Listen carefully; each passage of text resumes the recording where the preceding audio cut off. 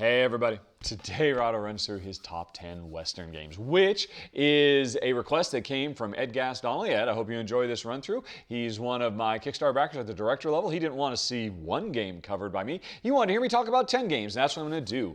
American West, which is a cool topic, and I'm very pleased that I was able to very easily find 10 games that Jen and I really enjoyed, because you might think that, oh, if it's in American West, it's just going to be a bunch of rootin' tootin' shootouts at the OK Corral or something like that. And while it's true, there is a little bit of gunplay in a few of these games. For the most part, there are a lot of games on the market that aren't about shooting and killing and destroying, but instead are about building something, because of course, it's kind of what the American mythos is, manifest destiny and go west, young man, and build something. And that's what we're doing in almost all of these games.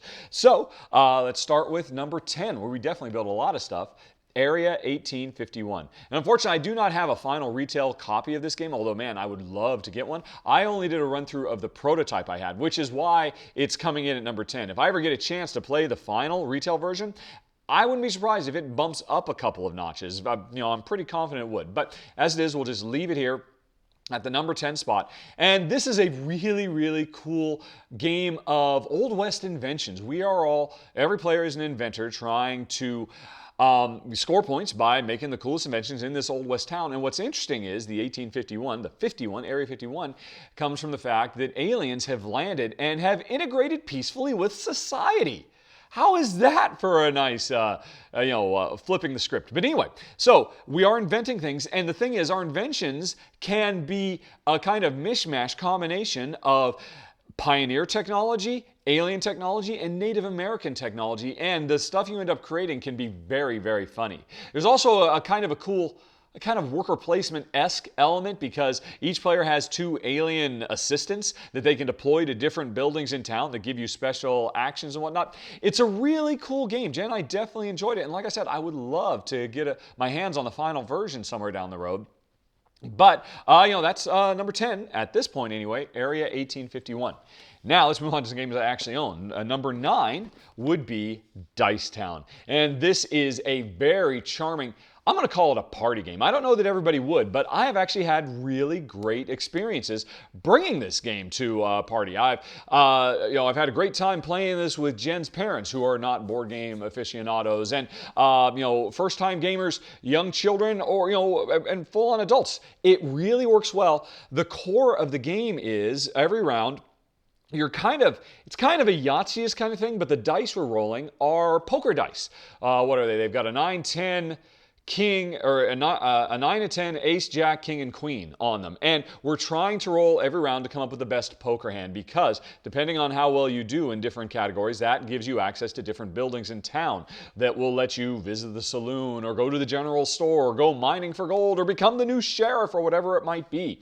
It's fast, it's charming, and the thing is, every round, the game comes with these cool little plastic cups that you shake up your dice and slam them onto the table, so it's like this really cool kinetic tactile element to the game. But then everybody peeks under their cup and just picks one die that they rolled, while paying attention to what everybody else has rolled on previous rounds, because there's this really wonderful tension of, do I go for 9s? I can see you've already got a couple of 9s. Oh my gosh, I just rolled 3 9s. Because you only get to set one aside, but if you spend your very limited cash, you can set multiples aside. There's a surprising amount going on, and the expansion for this really ups the game's ante. Unfortunately, I would say it doesn't go higher for me because, what is it, pups? Oh, no, all right. The dogs are going crazy at the window for something. Anyway, it doesn't work that great as a two-player game. It's okay. Jen and I haven't played it and enjoys a two-player game, but really, for this game to be at its best, you want to have a whole bunch of people around the table. Everybody, shaking and slamming and picking dice, and particularly because whoever is the sheriff gets to break ties, and other players get to bribe the sheriff to break ties in their favor. It's a blast. And there's a new expansion coming up for it this year as well. Daisy, what is it? Something's driving her nuts. But anyway, that's my number 9, Dice Town. Then on to number 8, another Old West town, Hangtown, which is actually a real Western town in California, gold rush town, famous for all the hangings that went on there.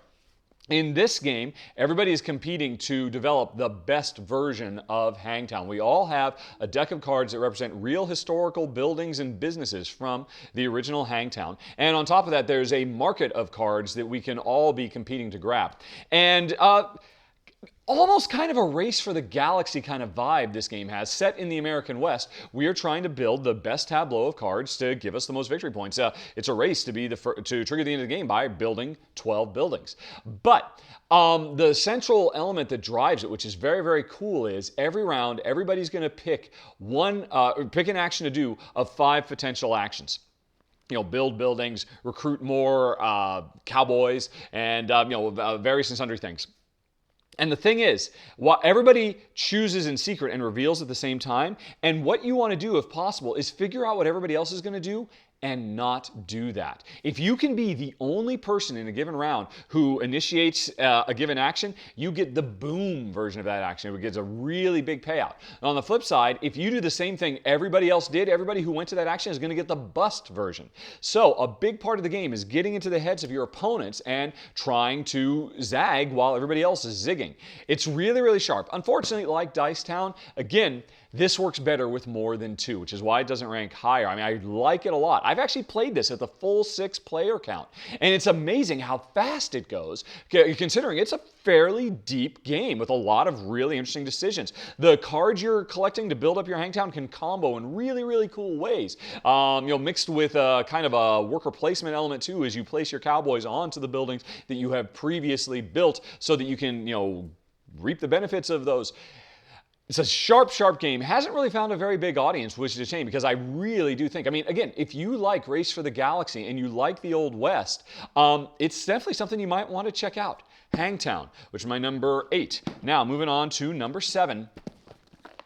Dark Horse, which is a delightful dice worker placement game. In fact, if you like worker placement, you like the American West, you gotta check this game out. Every round, everybody has their dice, they roll it, and depending on what they roll, there are certain restrictions about how you can place dice, but you place them to do actions, all with the goal of settling a big, settling a state, basically. If you were to look at the game, you might actually get kind of a Settlers of Catan vibe, because it definitely feels that way. You're playing out on this big, colorful hex board and building roads to connect different settlements. Those settlements, grow up to big cities. But so it's got that territory acquisition and network building element crossed with a really, really sharp dice worker placement game along the lines of Kingsburg or Alien Frontiers or something like that, and it works really nicely. Tons of cool special powers, lots of cards that give you all kinds of special tricks. Incredibly thematic. Everything you think about when you think of, the standard mythic American West with the different kinds of adventures you can get, all that stuff happens here. And the game has got an expansion as well that really bumps it up a notch and, introduces, there's just a ton of stuff. I've actually done a few run-throughs for this because I've covered it and its expansions. It's really, really sharp. We like it quite a bit, not surprising, since it's on this list. At number 10, 9, 8, 7, Dark Horse. Then, on to number 6. Ooh, I think some people might be surprised this isn't higher, but there's just a surprising amount of really good Western-style games out there. I was surprised. But anyway, at number 6, we got Carson City, which is, actually, this is another worker placement. Again, if you love worker placement games and you love the American West, you gotta check this out. Players are, like Hangtown before it, this is actually a real-world, historical frontier town that was built up. And unlike Hangtown, where everybody's building their own version of the town, in this one, everybody's contributing to the same city and trying to piggyback off what everybody else has done. As the town gets bigger, you really want to leverage that by being the first to build a saloon so you can get a lot of income off of all the other buildings that are there. As roads stretch out, you can build further and further away from town. You can build mines up at by the mountains. You can build ranches out on the prairie. And the most interesting thing about this game, I think will catch a lot of people's eye, is, yes, it's a worker placement game. Your workers are cowboys, and you can place them on spaces to either grab land, so you'll be able to build later, or grab buildings, so you'll be able to build buildings on that land that you've previously claimed. But you can also place your workers on other players' stuff. If somebody's got the saloon in town and is making a ton of money every round and is running away with it, you might want to consider sending some of your workers over to basically get kitted out with a bunch of guns, and then send another worker to your opponent's saloon so that you can rob the saloon or rob the bank. But then that player, they might actually deploy some of their cowboys to defend their territory. Heck, even if you're just trying to do worker placement to grab a building you want to build, somebody else could try to grab it as well. And whenever two opposing cowboys are on the same space, you're going to have a shootout. You're going to have an Old West duel, and you could do it either by rolling dice, if you like the random drama of that, or there's kind of a procedural element where everybody has a certain number of chips they can deploy in secret and reveal at the same time. It's a really, really sharp game. It's interesting. Jen and I, we never play it aggressively, even though that's obviously a big part of the game, is watching what your opponent's doing, and if they're doing particularly well, just move in on their territory if that's how you want to focus. But the game is deep and rich enough that you don't need to do that if you don't want to. A lot of times, if a game has, kind of a cutthroat element woven in, you kind of have to do that or you'll end up playing suboptimally. We have found that's not the case. Carson City has so much variety, so many paths to victory, you can still feel like you're playing to full effect even without attacking your opponents. And Jen and I, we absolutely adore it. It's a phenomenal game. Number 6.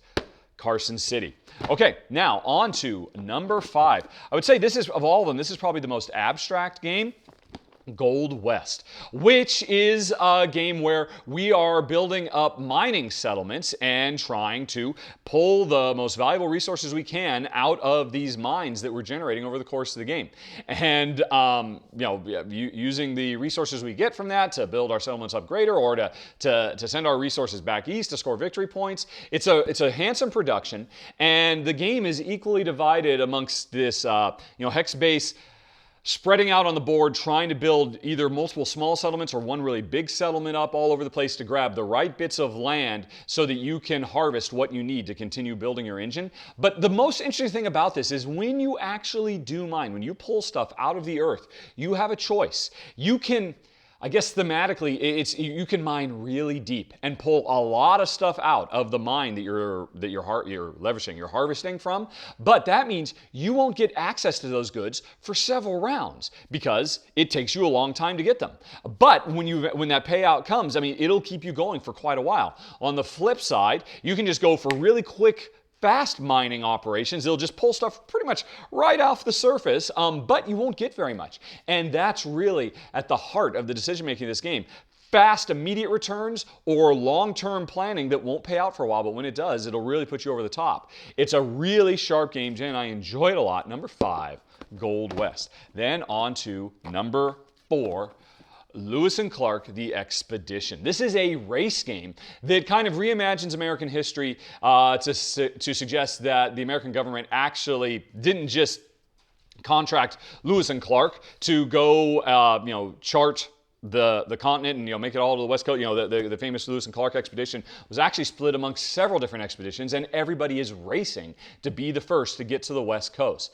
This game at its heart is a card game where over the course of the game you are recruiting more and more real historical people from the time period, the actual explorers and members of Lewis and Clark's expedition and lots of other people besides, to build up a hand that gives you access to lots of different special powers.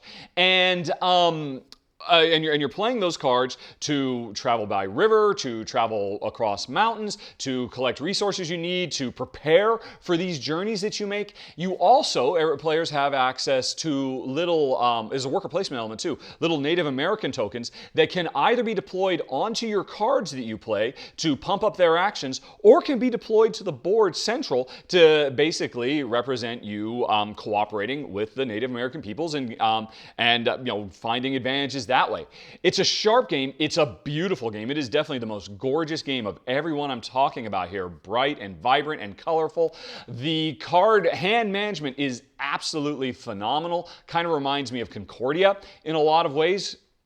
And it's just a very, very sharp game with the central element of, do you spend a lot of time building up your resources for occasional really big gigantic moves, or are you going fast and furious for lots of short, fast baby step moves? There's a lot of strategy, a lot of replayability, because there's such a huge amount of cards. Actually, the last few pages of the manual are devoted to little biographies of all of the historical personages who are in this game. And the beautiful thing is the powers they've got are in-game, the game effects they do are based on who they really were and what they really did. It's a sharp game. Number 4, Lewis and Clark, The Expedition. And now, number 3, I once again have to pull back out the laptop, which has, of course, gone to sleep. Wake up, laptop, because, of course, I've got... Oh, come on. Are you going to wake up? It just refuses. Of course it does. Okay. Why do laptops do that? They just go to sleep and will not wake back up until you reboot them. But anyway, it was worth the wait because my number 3, Homesteaders, is phenomenal. And now, full disclosure, I do not have a copy of the game. I did have it. I've done a run-through for it. Actually, I've done a run-through for every single game I'm talking about today. Homesteaders, Skype is still waking up from the reboot, is a phenomenal game. It's my number 3. Jen, I absolutely adored this game, which is about building up your homestead. Every round is an auction where you are trying to grab parcels of land to be able to build buildings on to give you access to a huge raft of really cool special powers. The game is a phenomenal production. It has really cool components to represent all the different resources you are collecting and harvesting. Particularly cool are the little cow meeples. But one of the things I love most about it is it's an auction game, but it's as a 2-player auction game, they introduce a 3rd dummy player system, which is absolutely phenomenal. All auction games should copy this system. It works so well.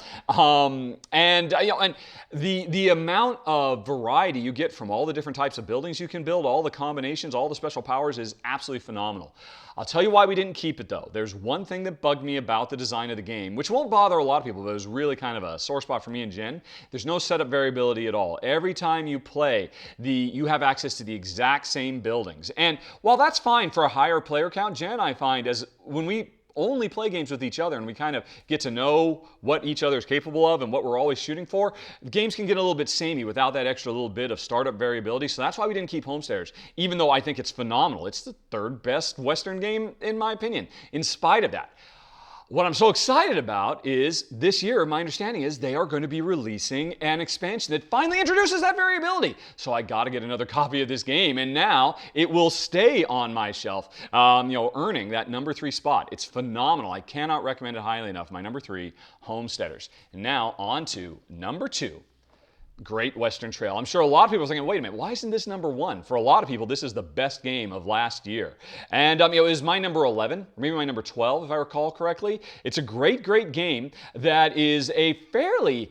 I think it might be the heaviest of all these games. I mean, maybe Carson City gives it a run for, and maybe Hangtown give it a run for its money, but it's certainly in the top 3 for overall game weight and depth and complexity. It is a game about driving cattle from Texas to Kansas City, and the board itself is basically a gigantic rondelle.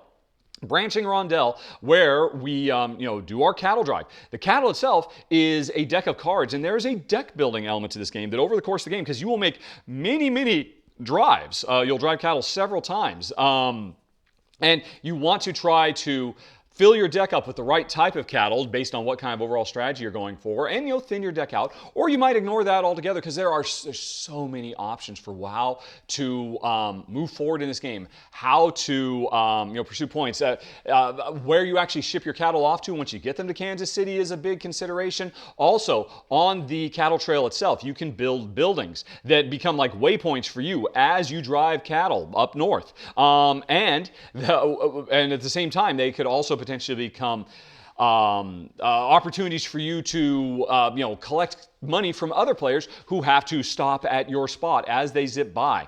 It's incredibly sharp, incredibly rich. We really liked it a lot. I mean, like I said, for a lot of people, this was the absolute number 1 game of 2016, and with good reason. And it's my number 2, Great Western Trail. But one game beat it. And what would that be? Well, it's basically Little House on the Prairie, the board game, also known as Welcome to Walnut Grove. This is a phenomenal game from designer Tuco Tucalia, who's more famous for Eclipse. It's interesting, this actually came out the same year as Eclipse, and while that game went on to have a huge influence on the industry, it's a 4X space opera slashed with a Euro. I've played it. I like it. I mean, it's neat, but man, this game is so much better. It's so much more in Jen's and my wheelhouse. There's two halves to this game. It has a Carcassonne tile laying element where everybody is building up their own homestead again by pulling tiles from a bag and adding them to expand their fields that let them give them access to different resources like fishing and raising livestock and raising crops and whatnot. So half the game is drawing from a bag and building up and tile laying and harvesting from this homestead you're building by employing ranch hands, who of course have to be fed and taken care of and paid and all of that. The other half of the game is this is another rondelle. Like Great Western Trail is the entire trail is a rondelle. The nearby town of Walnut Grove is a rondelle. Every round you will go to town and rondelle style move a certain number of spaces to go to another action based on what you can do in one turn is based on what you did in previous turns, and you go to town to collect resources, hire more folks, get special powers, all kinds of stuff. And at the end of every round, the most important thing is winter comes, and this can be a very demanding game. It really puts the screws to you. Every winter comes and you got to take care of everybody who you've hired, take care of yourself, hit certain milestones and objectives. And if you don't, the game will punish you. But Jen, I love that. The sweet, sweet agony of all the interesting decisions. It's very satisfying to see your homestead build up. It's bright and colorful and charming. Collect all those resources and then deal with the thumb screws as winter approaches. And you got to keep everybody warm. It's just a wonderful, wonderful game. Welcome to Walnut Grove, my #1 Western. And that's it, folks. Thanks for watching. And thanks again to Ed for suggesting the topic. Had a great time. These are all great games. I've done run-throughs for every single one of them, so you could go learn more. And that's it. Thanks for watching. If you have any questions, comments, concerns, always please let me know. Otherwise, I hope you have a very, very nice day. Talk to you later, y'all. So long. Bye-bye.